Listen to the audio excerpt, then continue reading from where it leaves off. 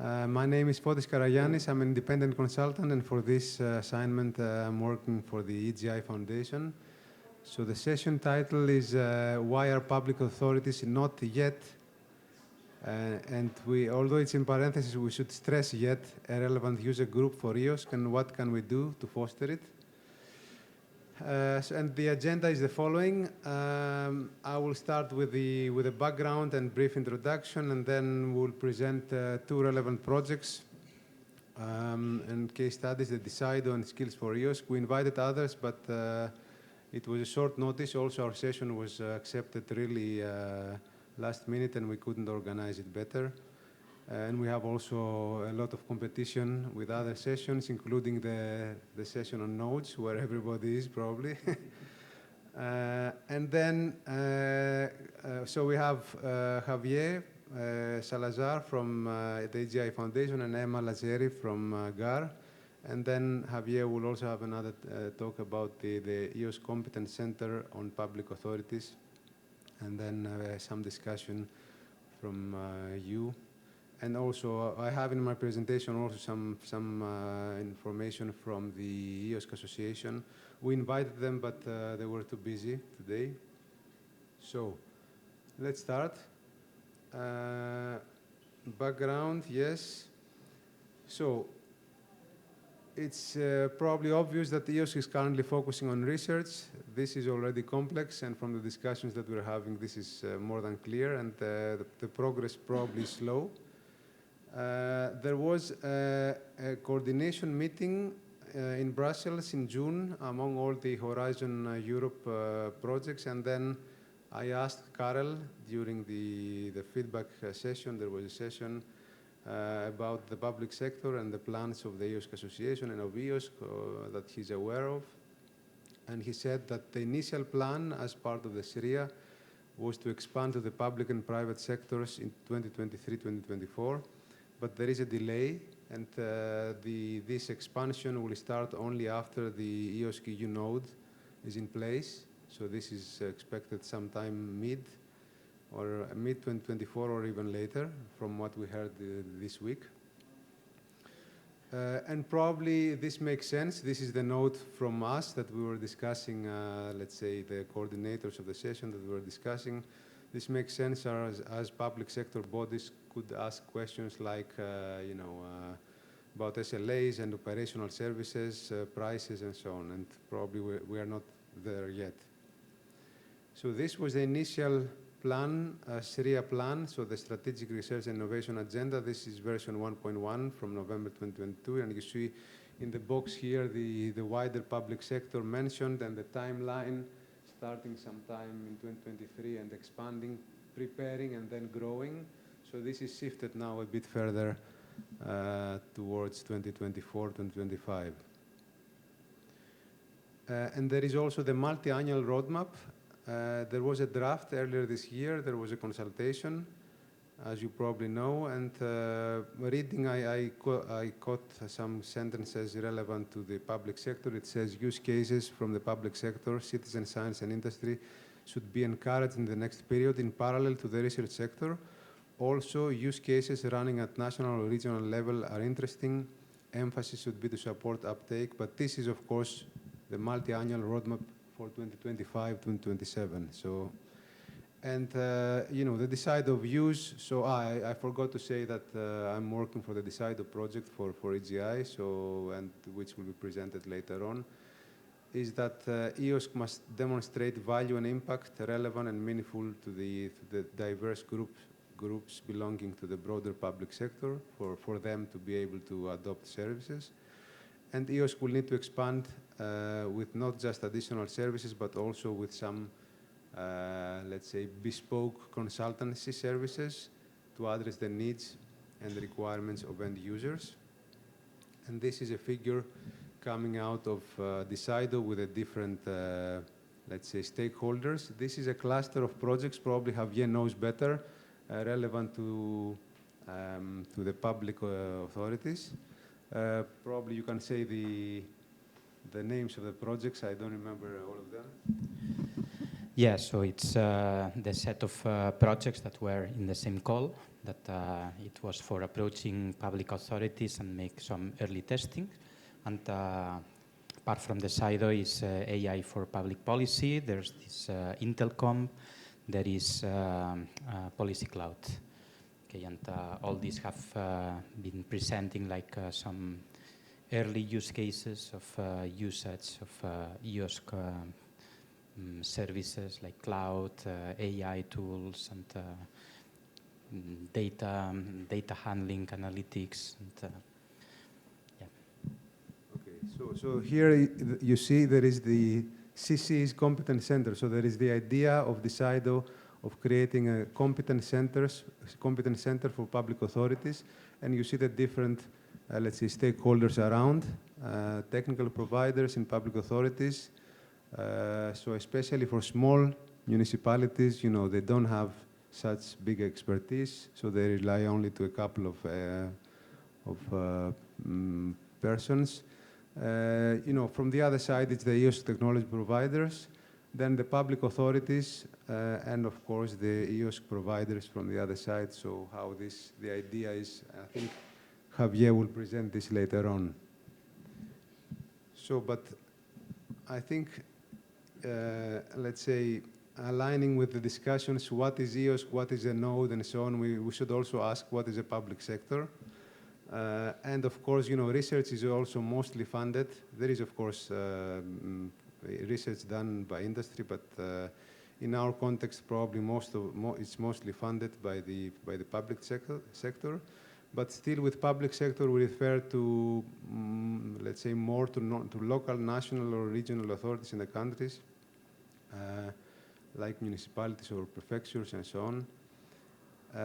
Still, when I asked Karel Leuben in Brussels, continuing his answer, he said that he referred to governmental institutions producing big amounts of data, and he gave us examples, weather institutions, statistics, national statistics authorities, and so on, social sciences. So you see, everybody has different things in mind. And this is true also for the nodes discussion. And looking into definitions, you can find a series of things behind governmental type and public sector organizations, central governments, of course, state or provincial governments, including regional governments, local governments like municipalities, and then other areas like public education, healthcare, defense, regulatory agencies, and so on. So probably, in our case, we refer mostly to the first, let's say, to the local and regional governments, but you know, it can apply to others. And we're discussing with Javier whether, you know, some of the EOSC services and so on can be relevant to also universities, for example, or you know. So it's not clear. So we need to you know. We need also your views, and hopefully we'll get some feedback today. And yes, each of these has considerable markets, but probably EOSC may be more attractive for smaller municipalities who are not so well organized, but possibly beyond, as we say. So it would be good to go around the room and check a bit who you are and why you're interested in this session. Very briefly, maybe your name. Hello, I'm Lati. I work in the Grasspress project as a communication officer, and I was interested in the title, more or less. Hello, my name is János Mohácsi. I'm working for the Hungarian National Research and Education Network, and also we are operating HPC centers.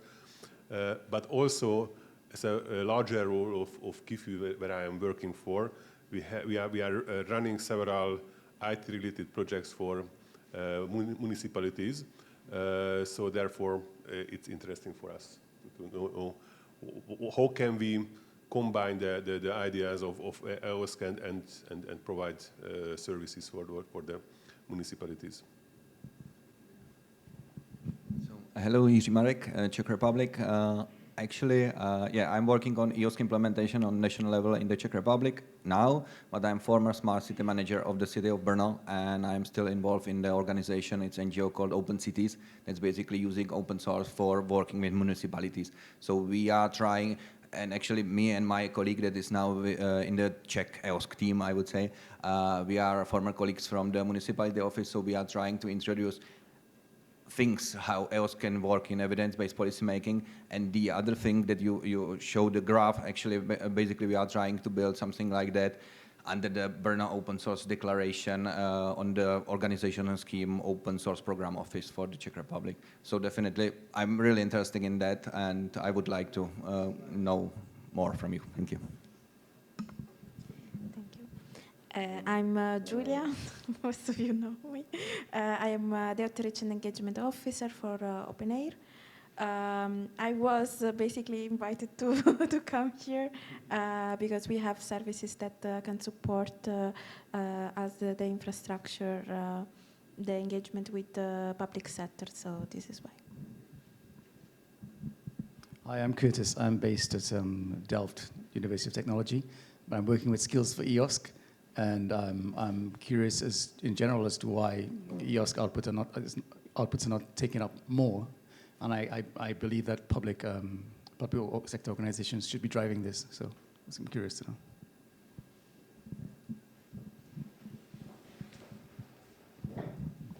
Hi, I'm Louise. I work at DUNS, which is part of the Royal Netherlands Academy for Arts and Sciences. Yeah, I'm just very interested to hear what the conversation was about. Hi, Alba. I represent the Data Space for Cultural Heritage, and I'm interested in any kind of reuse of data.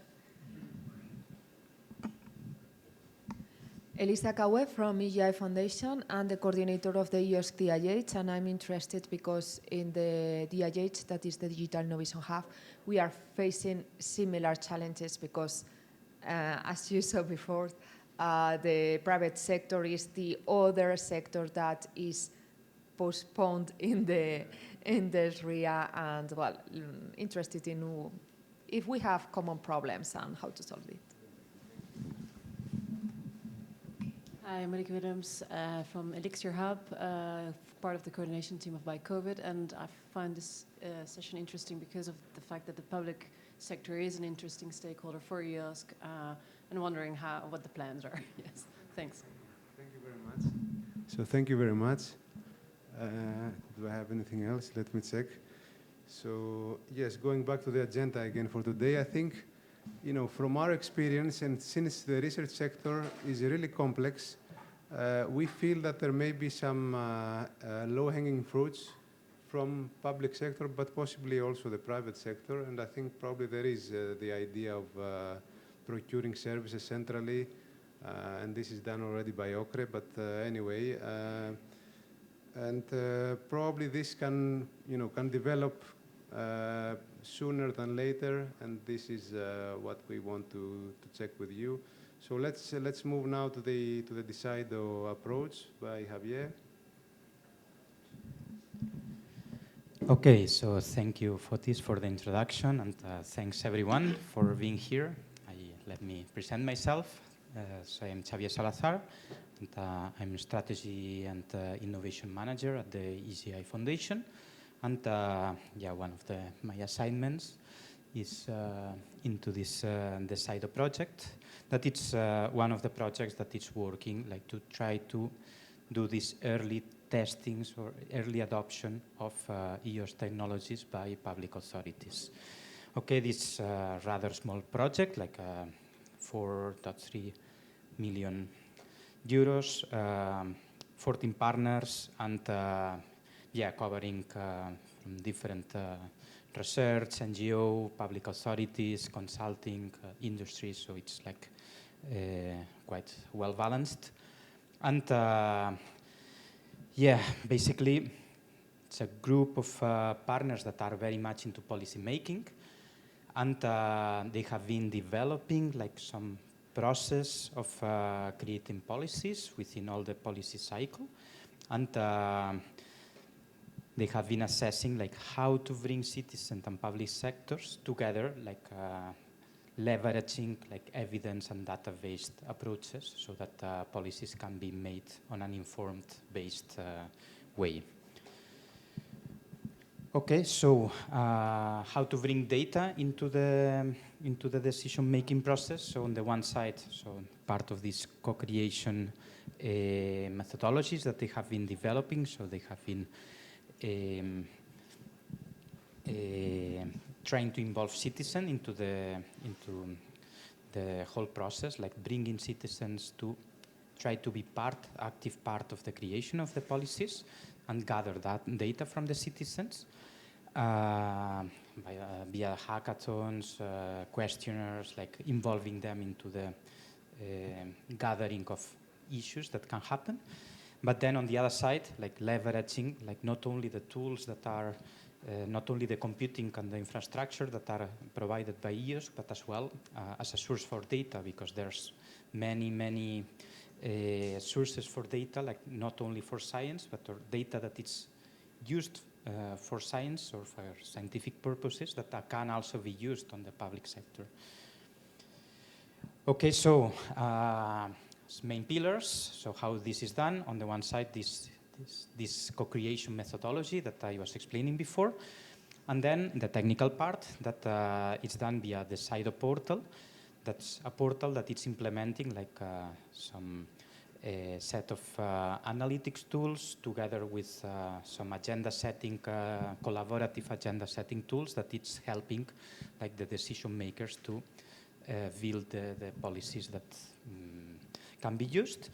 And together with some analytic tools like some notebooks and some other tools that are helping to make all this data processing. The project is built around 4 main pilots in different municipalities and local and regional authorities, and they are covering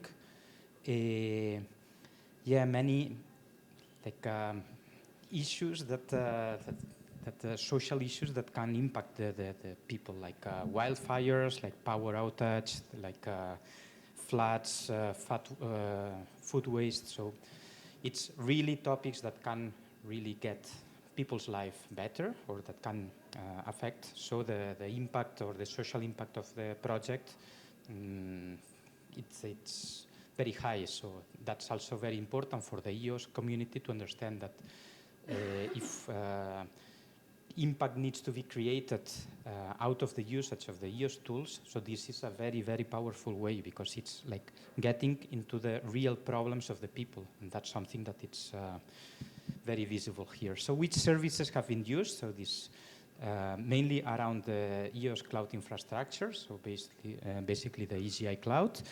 And then like some tools like the Data Hub, the check-in for the access technologies, the Jupyter notebooks, and as well, so thanks for attending the open air representatives, because we also have are also using a couple of tools. So that was we also wanted to show like this Amnesia and this Zenodo. Okay, and since we are at the EOSC Symposium, so we wanted, or one of the first things that we have done is a first early assessment of what has been the experience or the early experience of using these tools, so that to bring back to EOSC how we can improve the tools so that they can be better used. Okay, so brief recap for the EGI check-in. So it was very useful because it's a very easy to use way, and it provides multiple ways for authentication.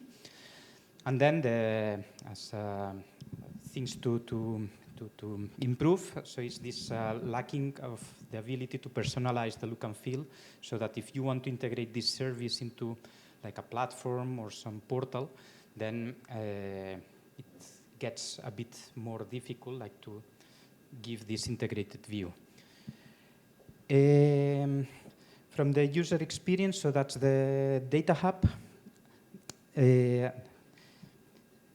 No, that's the enrollment. So it was a way to, so you can generate communities, you can get all the users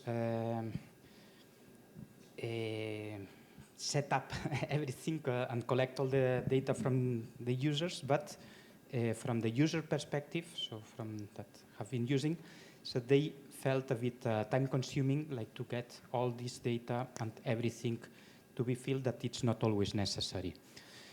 The Data Hub that I was introducing before, so it's a very useful way to provide a centralized portal for storing all the necessary data that is generated, but as well, so for the users themselves, it also integrates some complicated elements that can discourage the user as well, that some of the elements could be hidden and could be only made use by when they are needed and not always visible. From the programming side, so there was clear documentation, and the integration was very straightforward, so it was very good in this sense. But sometimes, like some step-by-step tutorials or some further guidance is always useful. And then, yeah, it's what I was telling, that sometimes it's displaying a lot of data that it's not really necessary and that it would be good to be hidden, like from the user side. For Amnesia, it was one of the services that was highly demanded by public authorities, because it's a service that it's for anonymization of data. Okay, and it's very good for privacy and for ensuring that the public data that is stored can be really used for and can be reusable, like under GDPR and under the regulations. However, as well, they found it that the user friendliness could also has some room for improvement. And so this was a bit the early feedback from these tools that have been used. And yeah, now we have the experience from these Skills for EOSC. That's another project that has public authorities, and we have Emma. Thank you. Thank you, Javier. And thank you for inviting me in this session. So today I will cover how we in Skills for EOSC approach the public sector. Just to mention what is the project about, Skills for EOSC has a major aim of creating a network of competence centers on open science, FAIR, and EOSC in Europe. We aim at having national, regional, or thematic nodes. So this is the map that shows the coverage of the project consortium. It's a huge project. We have 44 partners. We cover 18 countries. It's a 7 million coordination and support actions that is funded both by the European Union and the UKRI. Yes, so this is our main scope. And in doing this, we are developing learning paths for different targets. We have, of course, institutions, researchers, but we also move around different other roles that are relevant for the open science context. So we also cover what we call science for policy, which is the area where we can find also public authorities. And we do this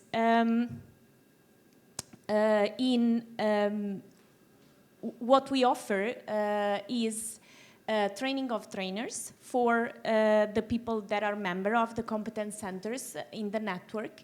Training the trainers for providing relevant competencies to final users and targets. And we do this through what we call the minimum viable skill set identification. So we start in identifying the roles. We design or we define the competencies for that role, so what people will need in order to practice or take advantage of open science in their context. We have already delivered what we call the minimum viable skill set catalog that is already available and covers a couple of roles in the public sector. Based on these competencies that we have defined, we then design learning outcomes or key messages. We have successfully designed already a set of key messages for policymakers in the open science context. Those were already tested during a couple of events and in a couple of contexts, in particular in working groups that are, defined by the ministries in the countries to work on open science. We have tested these during tripartite events. So we use these key messages to inform policymakers and governance members of the institutions that were involved in those contexts. And then based on this, through what we call the Fair by Design methodology for learning material, we will define the courses and related training material. So this is the approach of the project, but what is more important, I guess, for this session is that we are covering in the public sector those roles that you see here. So the easiest one, I guess, is the policymakers.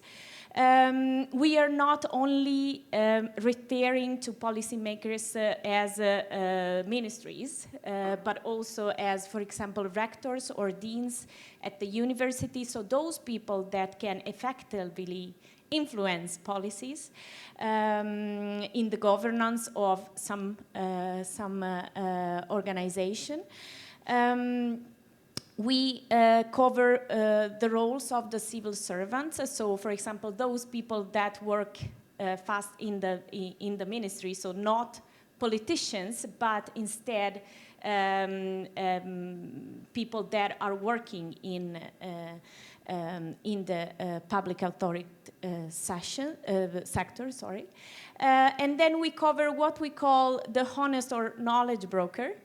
Those are the people that usually advise policymakers when they need to make a decision based on evidence. So usually those can be researchers that are consulted as experts in a specific matter, or they can be advisor of ministries. So that is a very, blurry role. That we are covering in conjunction also with other initiatives. One of these is the collaboration that we have with the JRC, so the Science for Policy community at the JRC. That is a group of trainers that have been trained in the last years to effectively inform policy through evidence. So we are working closely with them for what concerns the training and skills in this role. The project is not only doing this for this sector, but we are also to deliver by the end of the project 2 kits that are relevant for this session. One is the advocacy kit for reaching out effectively to funders and policymakers and ensure that they understand what open science is about and what they can do for supporting this, and then also a science for policy kit that will include a set of best practices around Europe that we are collecting and that can inspire the competence centers in our network to do so. What are actually the users that we will target? We have already targeted the public authorities in the sense of schools for example. We have a set of tasks that are dedicated to National Historical Museum. We are involving in our discussion related to what competencies are needed civil protection, both in Italy but also in Europe. And of course, policymakers at ministry level. So these are the, the pilots users that we will use in the project. So that was the end of my presentation. Okay, thank you. Okay. Any questions for Javier or Emma? Yes. Thank you very much for this presentation. Actually, I would like to ask Emma regarding, you mentioned the GRC, that's super cool because they are doing these science for policy things. Yes. They are in Brussels next month. Yeah. But what about the science diplomacy actually? Because what we are science diplomats. Because what we are trying, or the idea behind open science strategy at our university is that, in the end, could be also a useful tool for science diplomats, for example. So I think that this is another member, step, another step in all these puzzles. So what do you think? That could be interesting to explore. Yes. So. Okay, we are going to have in November. We are going to have meeting for the research administrators and managers, and we invited actually science diplomats of the Czech Republic to give the speech how this is connected to the communication of science, open science, etc., and research management. Okay. So we can provide the feedback after that if you want. That could be good. Thank you very much. Okay. Yes. Thank you very much. Yeah. And one more question, if I can, for you, the DECIDO platform, it's open source? So it's going to be open access. Yeah. And the platform itself, it is to be decided how they will put it. So the operationally wise, so it's going to be accessible. Okay, and that's the most important. And it's still to be decided. Probably it's going to be open source so that it can be reused or by whoever once, but it's part of the exploitation work that it's being done at this point. I think there was another hand. Yes, you. Thank you. Thank you. My question, I don't know if it's a question, a reflection, or an open question for everybody. When we saw the position of Karel, talking about the public sector and the private sector, it seems that it's only considered that they are in the offer side. So they are producing a huge amount of data that in the future could be included, onboarded, blah, blah. However, we have seen in the DECIDO project that, in fact, what public authorities are doing is using the EOSC services. So they are in the demand side. They are not in the provider side. So I don't know if the lack of, I don't want to say commitment, but maybe interest from the EOSC high level on the public and the private sector is because they are only considering this offer side, and they are not taking into account that there could be also a type of demand from the public and the private sector. As I told before, I came from the EOSC, and we have also the experience of multiple companies that they have been using services like EGI computing, like the Amnesia and other open air services, and they are very satisfied on using the services. So this is only a reflection. I don't know if you consider that the value of the EOSC for these two new sectors could be more or on the demand or on the supply. In fact, I will say that they are not exclusive. They could be even complementary. There are some cases when they can use services, they can produce their data, whatever, let's say a municipality.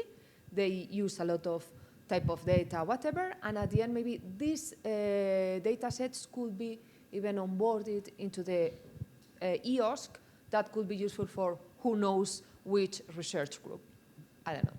So this is just a reflection, and maybe I don't know if you have a position on that, or if you have any type of, some of the interviews that you may have with the use cases could give us a type of insight if there is a real market for the public authorities. Are they willing to pay, for example, or they will be interested in a long-term commitment?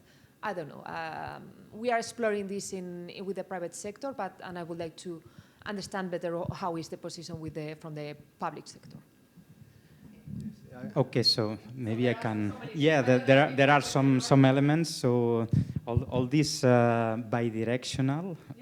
Maybe we will see it in the next presentation, because I will present it as part of the motivation of this bridging between EOSC and public sector. And yes, there is a mutual interest, because whatever on the one side is the usage of EOSC tools and EOSC services by the public authorities, but then it's like how the work that it has been done by using the services, the platforms that have been developed, the data that has been gathered can be pushed back to the EOSC marketplace. And there's also big opportunity here. I mean, there are many municipalities, many governments that are promoting this, opening the data, the public data as well. There are many opportunities in here, and that's something that can be also assessed. And yeah. Yeah, no, maybe what I can add to that, it's basically these worlds are colliding, you know, but we are not there yet, because we have in an NGO 20 municipalities, you know, and your question, are they willing to pay? Some of them, yes, if you get them for the idea, not for the software, for example, because we are basically NGO that provides now 6 softwares based on open source, but with the budget only for one IT guy, you know. So they are expecting services, you know. They are not expecting trials, you know. And that's the problem sometimes, because if the policymaker, if the public officer, the service doesn't work, the politicians are going to get them, you know, hey, it's not working for the citizens, and everything is stopped for 1 year, for example, you know. So I would say that these sectors work differently, but on the other hand, there is a huge opportunity to connect that. And with actually the academia infrastructure are something in the middle. We are still public sector, but we know we have these IT guys that are trying to do good things, you know. And that's, for example, small municipalities, they don't have IT guys. You know, they need a full service with SLA, or they are not basically getting that, you know. So there is a huge gap, but please work on that, because this is a very good opportunity here. Okay. Question, probably it's a probably you can't answer, but if anybody has an idea, what can be the result of the new legislation that is called Data Act, which is somehow influencing everything, and it is part of the Digital Decade initiative of Europe. So basically, they want to somehow regulate all kinds of data, all the municipality data, all the data that is produced by the industry or health data. What do you think about, from the public sector perspective, what does it mean? Do they go for a commercial solution that is somehow off the shelf, that can somehow third, according to the Digital Act, or sorry, Data Act, or what is your opinion? Are there any opportunity for EOS to deal with the demand of this Data Act? Not an easy question, but I think I mean to follow up on your point, I think an opportunity is to do somehow consultancy. And then, you know, also offer some services, but it's clear that we need operational services with SLAs, and we are not ready. So what is the price of EOSC service X or Y, or, you know? Probably on your point, I think that, you know, there is the effort of OCRE of organizing and procuring central services from industry and selling them through EOSC. But, you know, probably both sides need to work complementary. And I don't have an answer regarding Data Act. We need to look into this. And yes. Maybe one thing, these two sectors, public sector has basically EOSC nodes, they already have it, they have the open data portal for Europe, the national data catalogs, city catalogs, etc. So this structure is built. In EOSC, it's not so clear, it's not so clear. But on the other hand, public sector is now with the Data Act, they are going to deal with the driven, how to say it in, now I'm just getting in a check. When you need to go for the data and you have to approve that this person is available, basically AI infrastructure, and they need it based on the Data Act that you can go to the registries, you can do that, and you have logs that someone particular go there. And that's what EOSC actually has, and EGI, and that's things, So for example, in the Czech national level, we are now trying to get our guys from AI, they were working in life sciences AI of EOSC, to work with the digital information agency newly established in Czech Republic, to discuss if there is a possibility and what would be the conditions that this service will be provided, for example, for some national services for public sector. So definitely in Data Act there is the guys from the digital information agency said, yeah, we have to deal with that, but we will make a form and someone will do that, And we are saying, hey, but there is an infrastructure that can do it automatically, At least look at it, So this is, for example, these days what's happening at our case. So definitely.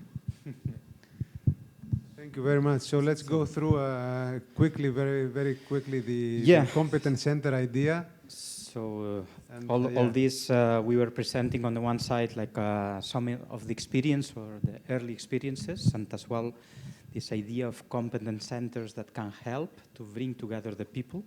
So, and I think this discussion as well will be helpful, and I will jump very fast to those. So one of the main objectives of the DECIDO was to provide this bridging, between the EOSC and the public authorities.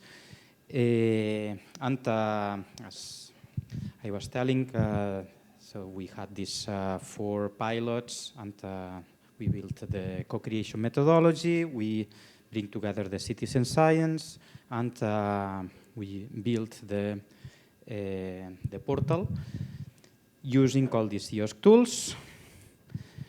So as main results of the project, so we have all this evidence-based approach for policy making, the portal itself, the co-creation, and it's still missing this bridging part. And this is the idea of the competence center for public authorities, like as a way to bring together these two worlds. Okay, we saw this picture before, and we propose for approaching this or widening the EOSC to this public sector, like to start working on the idea of competence center aiming directly to the public authorities. And then, at the end of the day, this is a lot of labeling.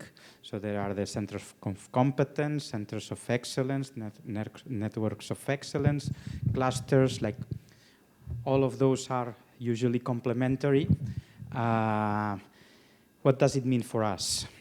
So as we were saying, so it's a bit complementary to the ES4 skills, that they focus on gathering the competences, and then what are the skills, or how can people be upskilled towards these competences. So this one like complements in the sense that it's like using the experience and the experiences of the different people that have been interested, so from the public administration and from the EOSC, and how can we get together, give support to each other, train, support, and what activities can we do.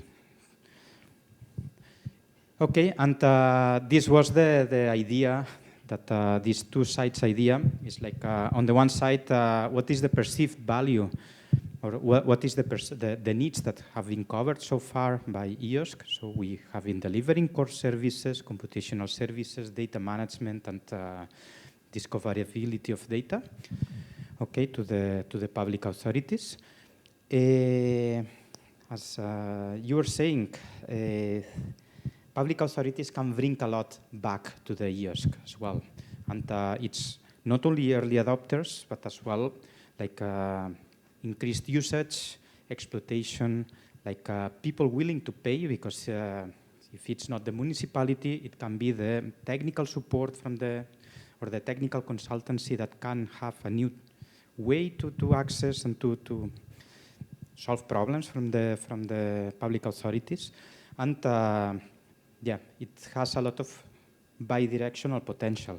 Okay, how to foster this? So is this trying to get together, like with establish this group of people, this center that can help doing this. Okay, we were trying to leverage, or we will try to leverage, like some already existing models, as I was explaining before. So that there are all these labels, these centers of competence, these networks of excellence. They are established. Some of them using public funding, like European public funding. Others have like some engagement model that is based in individuals that are providing and are committing to provide support. And there are like some mixed initiatives that start being a European project and then they become like self-sustainable by delivering services. So on the Competence Center for Public Authorities, so on the one side, so it's pushed by the EGI Foundation, and one part of the EGI services is providing consultancy and support for the users that are using our services. So having public authorities as part of the user base, so it's part of our business. So we will continue delivering this, and so we will be pushing this, center of competence. And then we want to get together and bring together people and other organizations that we will gather, like what training can they offer, what consultancy, what support they can give as well, and we will help them to bridge together. And then we also want to incorporate like this membership model, like the individuals wanting to get together to accept the charter and to bring value and get value from the rest of the members. Okay, and this will provide like some lightweight base for getting over, like once the DECIDO project is finished, so once we don't get further funding. As in general, yeah, we would like to keep on like having a publicly funded like initiative, so it can be bridged together with like we can deliver and help to deliver services to other projects like the competence centers, and I mean, we are a natural bridging and a natural way to get together with public authorities as a target group. And then, yeah, if we manage to get some momentum, and we can establish a business model around, and then we can eventually, in the future, become self-sustained. Okay, but now we are in the incubation phase, and it's the early steps. Of course, we need to get EOSC as well interested into this, because we need some fuel for that. How to get involved now? So just contact me, and we can assess and we can check like how we can help you. Hi, sorry. So thank you, Javier. I don't know if there are any immediate reactions because we don't have much time. So session started, I think. Yeah, a bit later, yeah. So we have a couple of questions prepared. So I think we have been covering this partly already. Do you see that EOS can play a role in the public sector sooner rather than later, offering services to public administration? I think we have been discussing this already. What are the main challenges you see preventing this to happen? Benefits, yes, also probably have been discussing, but let's have a last round and let me read also the last question. How do you perceive the idea of the Competence Center on public sector? How can this be further developed and promoted? So if you have any further reactions, I could say that in the early stage, you know, and there is an example in Greece, there is the Sustainable City Network, which is an association of municipalities, and they somehow are organized, and they have experts. They submit proposals in European projects. You know, in European projects there are several pilots, and municipalities in several cases, as in DECIDO, you need municipalities to be there. So there is a carrot, let's say, for them to join. And we have this interaction, and there is somehow a relationship developing, and possibly there can be more consulting, and initially, and then later on to sell services when also some EOSC services and EGI is ready for this. So yes, especially on the second part on the Competence Center, yes, please. Well, I would like to first answer what are the main challenges. Here I will say that it will depend mainly on if there is any type of funding scheme to support these public authorities on the use of the services.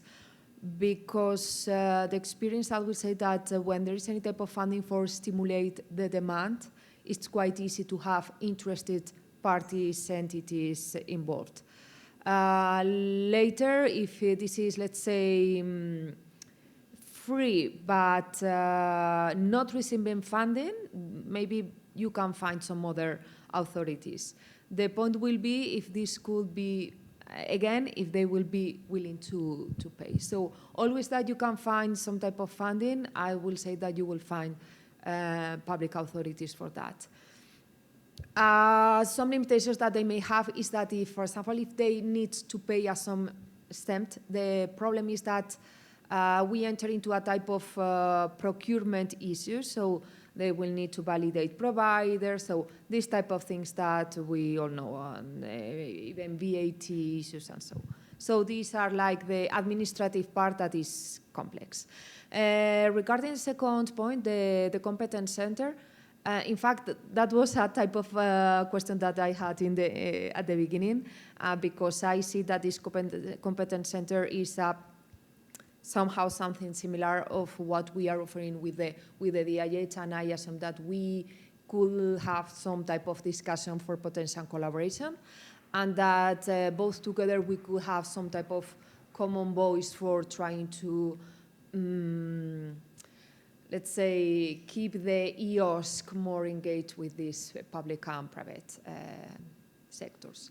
And regarding the evolution that you are considering and the roadmap, well, I don't want to say if it's optimistic or not. I would say that for validate this, you will need some funding, and that's the tricky point now that we are facing.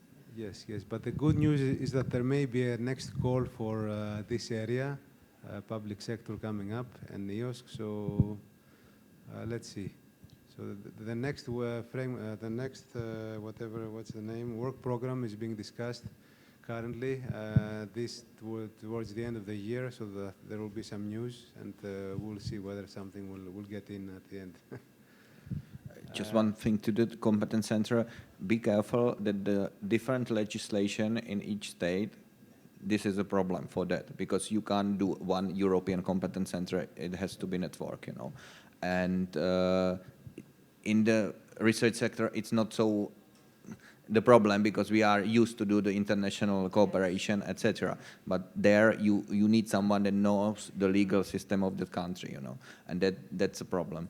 But definitely, yeah, let's work on it. Yeah, happy to help. And I think that these actually it's similar like EOS Node. You know, I think that it should be somehow connected. You know, yes. And these open science centers in the countries could be these step from. But as I understand, we have two different understanding of what a competence center is, because when you say a competence center for public authorities will be the users, the end users like both, of your, but I mean, they will come to you to get supported or to find services, so on and so forth, and you will act like a broker and a user support it's like network. the bridging mechanism to help. To help them. It can be from both sides. I mean, Yes. from the public sector, there are also the companies or the consultancy companies that are delivering services that can also be acting as this because they are the experts, they can know the tools, and they can serve several. So they can also be part from the other side. But yes, it's true that the approach is mainly, like yes. So you are referring to them as the users, whereas when we speak about the network of competence centers for skills for EOSC, those are centers where you will find the competencies for open science and FAIR and so on and so forth. So that's a bit different approach. Yeah, it's like from the expertise to the upskilling. Yes, exactly. And but the EOSC node, the concept of the EOSC node is quite, it seems like go to this direction, and as well, I think it's very good point what you mentioned, that the legislations in every country differ a lot, and then, this was one of the discussions that we had, so if we should focus these centers in a national way, so that they could focus like every reality from every country.